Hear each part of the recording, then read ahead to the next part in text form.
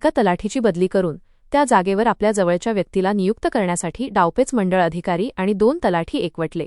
Anti करप्शनच्या धाकाने हफ्तेखोर जोडी गावात येत नसल्याची चर्चा।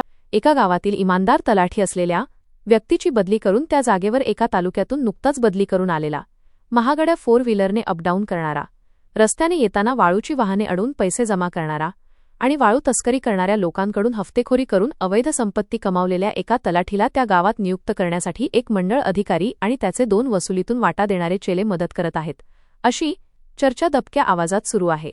जे 2 तलाठी आणि मंडळ अधिकारी ज्या गावात नियुक्त आहेत त्यांच्या जवळच्या एका गावात या बदली करून आलेल्या तलाठीला तिथे बसवून इथून तेथून आपलंच राज्य बनवून वसुली मोहीम जोरात कशी राबविता येईल यासाठी हा खटाटोप सुरू असल्याचे बोलले जात आहे। हा बदली करून आलेला तलाठी स्वतःला मोठा तीसमारखान समजतो। क्लास 1 अधिकाऱ्यापेक्षाही याचा मोठा रुबाब आहे।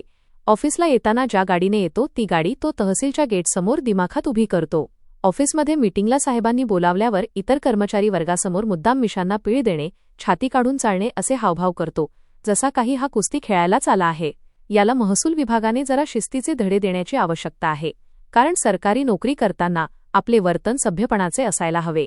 तुम्हाला लोकांच्या कामासाठी नोकरी दिली आहे, त्यांच्यावर दादागिरी करण्यासाठी नाही, हे काहींच्या लक्षात येत नाही।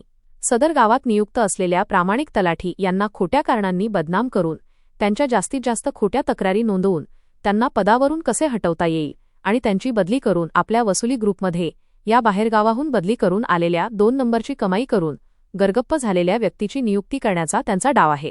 त्यामुळे राज्य शासनाने या मंडळ अधिकारी, दोन्ही तलाठी आणि बाहेरच्या तालुक्यातून बदली करून आलेला तलाठी यांच्या मालमत्ता आणि त्यांचे आर्थिक व्यवहार तपासून कायदेशीर कारवाई करण्याची मागणी आता पुढे येत आहे।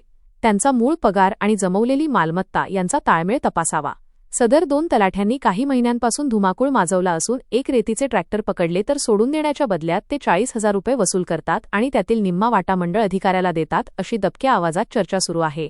त्यांनी अनेकांकडून पैसे घेतल्याचे परिसरात बोलले जात आहे। काहींनी पैसे देतानाचा पुरावा सांभाळून ठेवला असून योग्य वेळी पोलखोल करणार असल्याचे एका ट्रॅक्टर चालकाने आपल्या मित्राशी बोलताना सांगितले। सध्या ही वसुली करणारी 2 तलाठ्यांची जोडी अँटी करप्शनची लाचलुचपत प्रतिबंधक विभाग धाड पडणार अशी कुणकुण लागल्याने गेल्या 1 आठवड्यापासून गायब असल्याचे बोलले जात आहे। म्हणून या हफ्तेखोर जोडीचे लागेबांधे कोणाकोणासोबत आहेत, त्यात काही डंपर मालक देखील सहभागी आहेत का, याची गुप्त चौकशी करून जिल्हाधिकाऱ्यांनी अशा अवैध संपत्ती जमा करून हफ्तेखोरी करणाऱ्या लोकांचा शोध घेऊन त्यांना कायमस्वरूपी निलंबित करण्याची मागणी ग्रामस्थांनी केली आहे। तसेच चॉईस बदलीसाठी सेटिंग लावणाऱ्या कर्मचाऱ्यांची सखोल चौकशी करून त्यांना लगाम घालण्याची मागणी जोर धरत आहे।